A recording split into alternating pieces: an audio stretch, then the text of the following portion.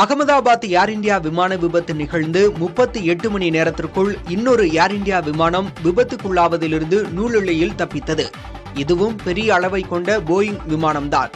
June 14 அன்று டெல்லியிலிருந்து ஆஸ்திரிய நாட்டின் தலைநகர் வியன்னாவுக்கு புறப்பட்ட AI-187 விமானம் புறப்பட்ட சில நிமிடங்களிலேயே உயர கட்டுப்பாட்டை இழந்தது.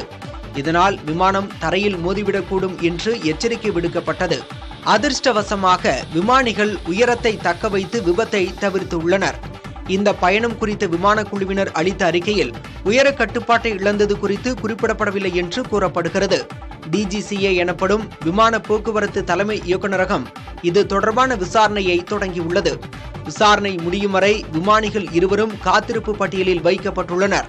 ஜூன் 12 அன்று நிகழ்ந்த அகமதாபாத் விமான விபத்துக்கு பிறகு ஏர் இந்தியா விமானங்களின் பராமரிப்பு பிரச்சினைகள் தொடர்பாக விமான போக்குவரத்து தலைமை இயக்குநரகம் கவலை தெரிவித்திருந்தது குறிப்பிடத்தக்கது.